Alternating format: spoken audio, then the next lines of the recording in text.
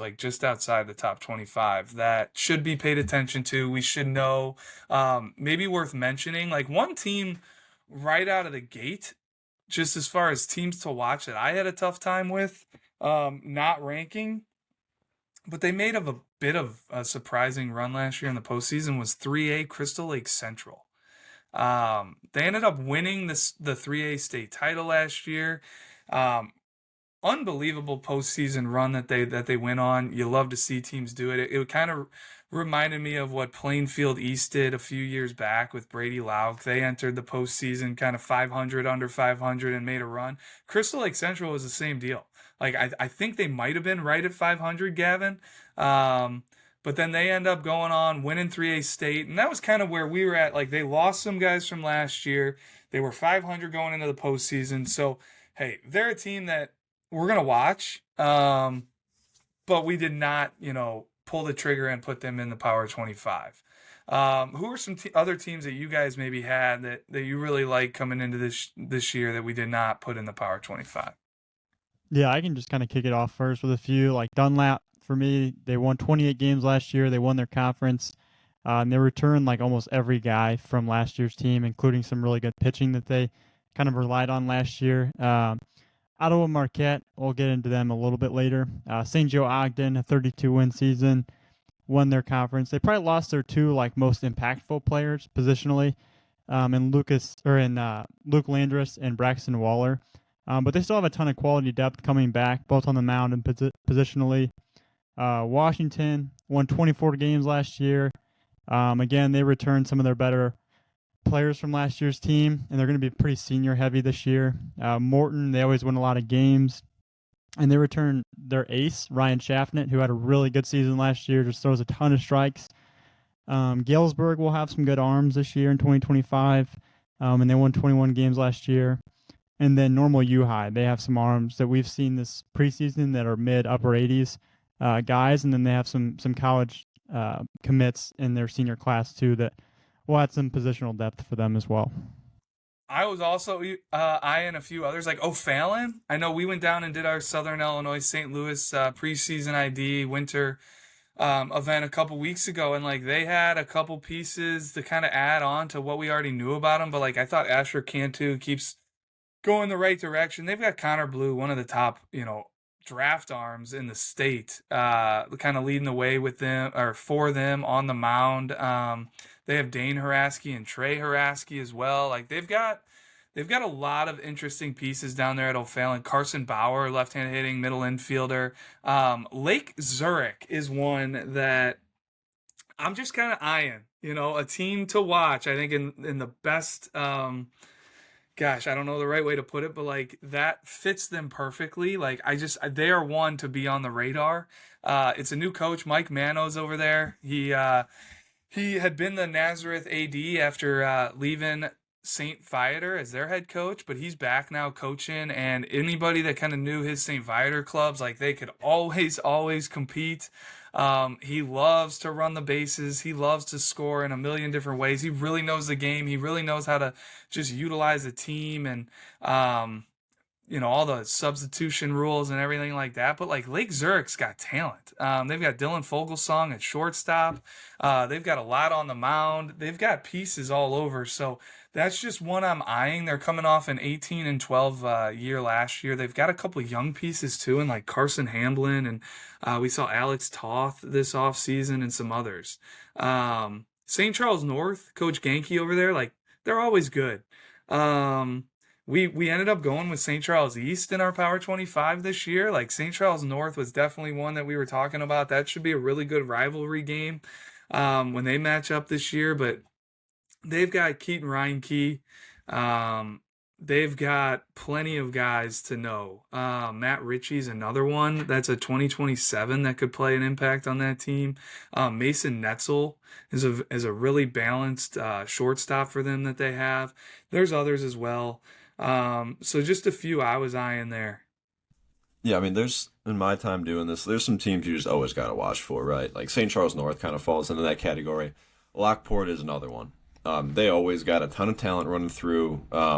and they went 20-13 last year. I know they had some younger guys, so they'll be looking for them to kind of fill up or step up and take on bigger roles this year. But looking at the West Suburban Conference, specifically the gold side, I'm sorry, would that be the silver side? I played in the conference, and I'm not even sure. I can't even remember. Downers Grove North, Lyons Township, York, and OPRF. They're all on the silver side. It's silver side for sure.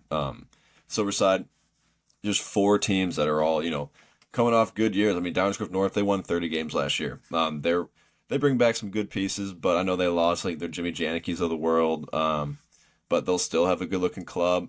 Lyons Township, they got a couple big time arms. That we're talking about arms, all podcasts. I mean, they got Tucker King and Jack Slidham, 2 big time arms, and they got more depth behind that.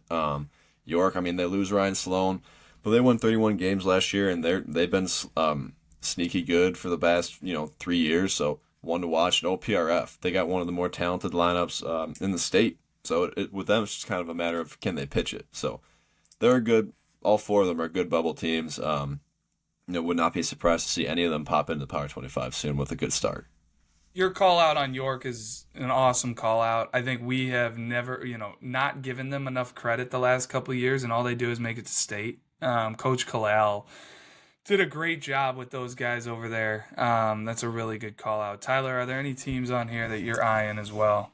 Yeah, a few teams that I saw last year that might, like, Mundeleин's one that just kind of jumps off the page to me. Like, I remember, Drew, we talked last year after I saw them, and I'm like, man, like, they were just pretty young, like, might be a year away. Well, this is, that next year. They were 23-8 last year. They split that conference title with Libertyville last spring. So they bring a lot back. They get a guy like Caden Earring back on the mound for him, who did not pitch last year, I believe, due to injury. So they'll get him back, which will be a nice little addition.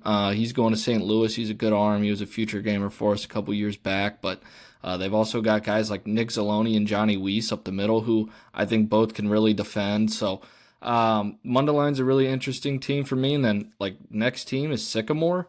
Saw them last year. Now they do lose Kyle Hartman, who they had last year behind the plate. So they'll have to figure out the catching spot. But they've got some good arms. Like, Tyler Townsend is back. He's likely going to be the ace of that staff. Jackson McDonald, guy who popped for us earlier this winter, that we're going to have to get out and see. And then they've also got a guy like Davis Colley who's going to bat in the heart of that lineup. So those are 2 teams right off the jump to me that were jumping off the page, but also a team like Lincoln Way Central. They went 24-7 last year, but you talk about giving the ball to somebody to win you a game. They've got Luke Menzik. He'd be right up there on my list personally of a guy, hey, do I need to win a game tomorrow? Who am I giving the ball to? It's Luke Menzik.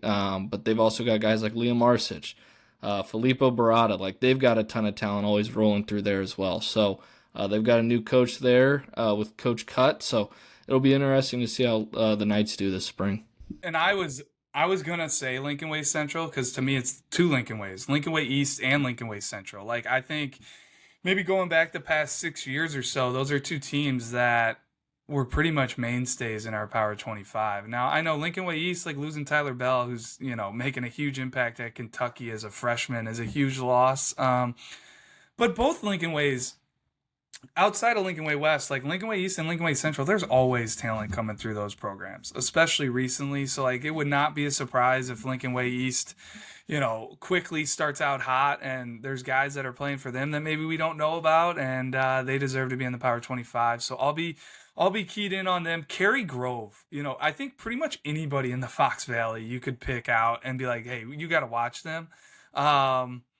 Now, the problem with the Fox Valley is they're all going to beat up on each other because it's such a loaded conference. Like, it's going to be very hard to win games in that conference. But I like the pieces that Cary Grove has on the mound, and specifically Charlie Tazzy.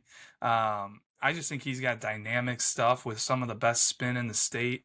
A sleeper team that I just want to throw out, St. Francis. Like, they've got some good pieces. They've got some guys. I know their coach does a good job. And whether it's Zach Medusa out over there playing shortstop, or James McGrath is a young guy to watch out for them as well. Highland out of Southern Illinois is a team that I think we need to watch.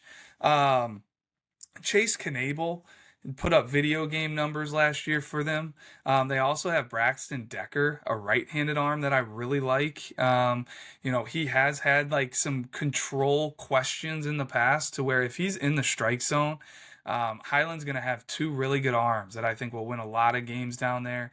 Lane Tech, like they're another program that just seems like they've got a ton of talent coming through their program constantly.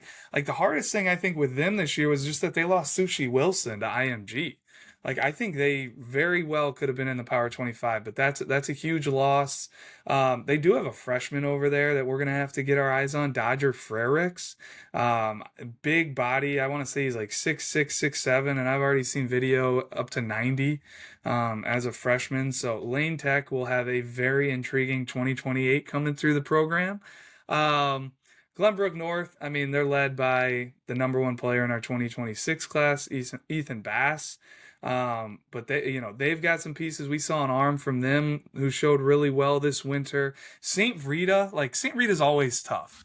They were 25-13 last year. You never know what they could do this year as well. And then Conant was a team. I know we briefly talked about them earlier, but losing Bryce Loger is a huge loss. They also lost Jake Parpet, who is one of the better catchers in the state. They lost Logan Gale. They lost their left-handed hitting second baseman. Somebody help me with his name. Kale. It's gonna tick me off that I'm blanking on it because I've got it on the tip of my tongue right now. But no, they lost some guys. But they made a run last year that kind of surprised us. We'll make sure that we're paying attention to them this year to see what they have because they definitely still bring back Franklin Kirchner. They bring back Jacob Spignowitz. And they'll definitely be one to watch. Arjun Patel as well. So, Cooper nobody came up Hansen. with that name. There you go. Thank you, Tyler.